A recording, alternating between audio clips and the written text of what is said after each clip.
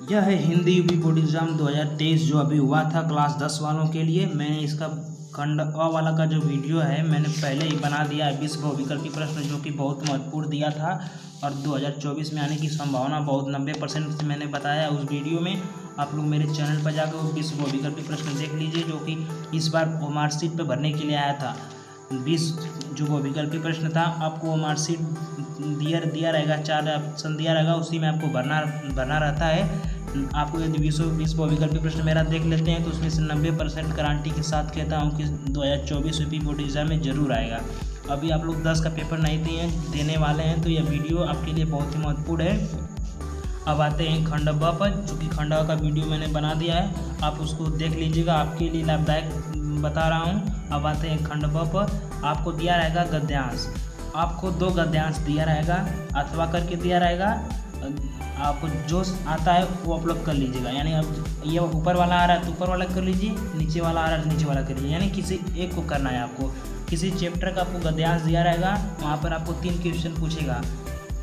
पहला कि प्रयुक्त गद्यांश का संदर्भ लिखिए, यानी यह किस चैप्टर से लिया गया, इसका संदर्भ क्या है वही आपको लिखना है। और दूसरा कह रहा है गद्यांश के रेखांकित अंश का भाव स्पष्ट कीजिए, यानी कि जिसके अंडर लाइन की गई है खाली उसी का आपको अंश का भाव स्पष्ट करना है, उसको हिंदी में बताना है कि क्या कह रहा है। अब तीसरा नंबर कह रहा है लेखक के अनुसार हमारा अस्तित्व किस कारण से आज भी कायम है, यानी जो कह रहा है लेखक इसमें क्या कारण है कि हमारा अस्तित्व आज भी कायम है, यही आपको उत्तर इसी में से छांट के लिखना है। अथवा में जो दिया वही चीज़ दिया है, उपयुक्त गद्यांश का संदर्भ लिखिए, किस दूसरे चैप्टर से दिया गया है उसी का आपको संदर्भ लिखना है, रेखांकित अंश की व्याख्या करना है, वहीं पर भी दिया गया है। ऐसे ऐसे क्वेश्चन पूछा जाता है। अब आते हैं दूसरा नंबर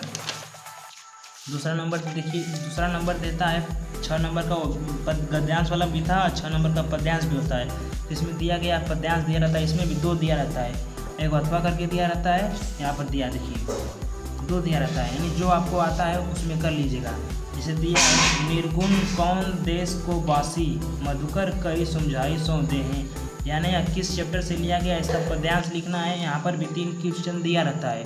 पहला दिया रहेगा उपयुक्त पद्यांश का संदर्भ लिखिए और रेखांकित अंश की व्याख्या कीजिए। देखिए यहाँ पर रेखांकित किया गया है, तो इसी केवल इन्हीं का व्याख्या करना है आपको। और मधुकर शब्द का क्या अर्थ है, जो मधुकर शब्द है यहाँ पर जो दिया गया मधुकर शब्द, केवल उसी का अर्थ लिखना है। मधुकर शब्द दिया गया केवल उसी का अर्थ लिखना है, जितना आप पूछ रहा है उतना ही आपको लिखना है। क्वेश्चन आते हैं आप लोग, चूँकि आप लोग 10 मिनट पेपर देने वाले हैं तो मेरा वीडियो आपके लिए बहुत ही लाभदायक है। आप लोग देख लीजिएगा कैसे कैसे क्वेश्चन पूछा जाता है, आप लोग जान सकते हैं। अब देखिए तीसरा नंबर आते हैं। तीसरा नंबर आपको दिया रहेगा संस्कृत पद्यांश से, संस्कृत गद्यांश से, पद्यांश इसके बाद में है। संस्कृत गद्यांश से दिया रहेगा आपको किसी एक का संदर्भ व्याख्या कीजिए। यहाँ पर भी अथवा करके दिया गया है, इधर पलटोगे तो दिया रहेगा। देखिए अथवा करके जो दिया था यहाँ पर दिया है। अब मैंने पहले इसको बता देता हूँ कि एक नगरी भारतीय संस्कृति संस्कृत भाषा च केंद्र स्थलम आसीत, यानी यह किस चैप्टर से लिया गया है इसका भी आपको यहाँ पर लिखना पड़ेगा।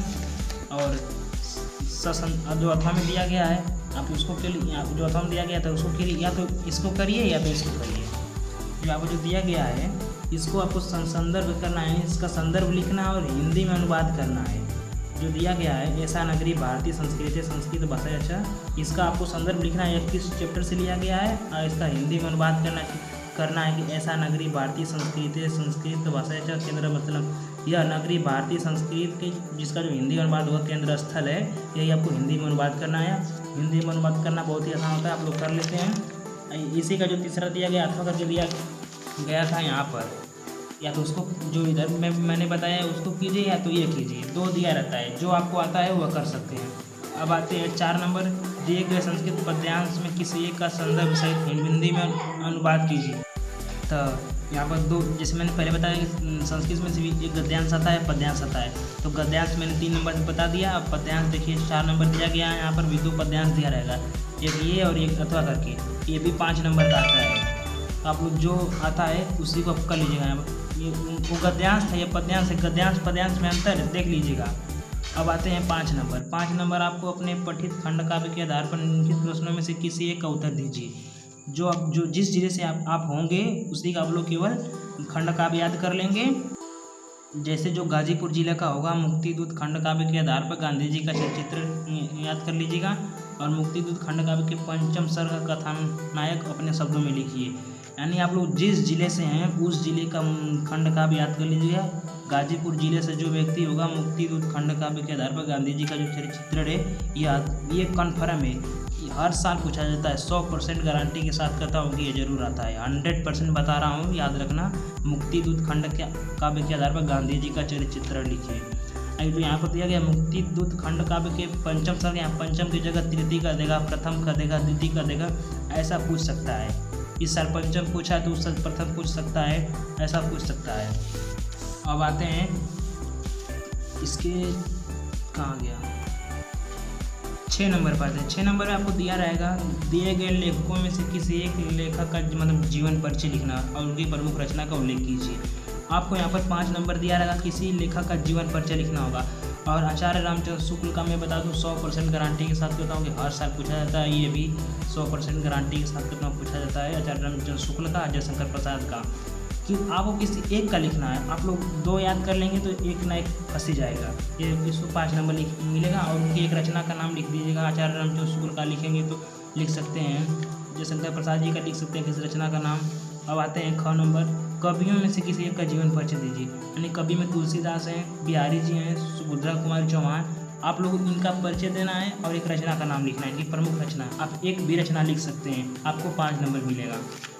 7 नंबर दिया है आपको, 2 नंबर का होता है 7 नंबर। अपनी पाठ्य पुस्तक में से कंठस्थ कोई एक श्लोक लिखिए जो इस प्रश्न पत्र में न आया हो। इसके कहने का मतलब आपको एक श्लोक लिखना है जो इस पेपर में न दिया हो।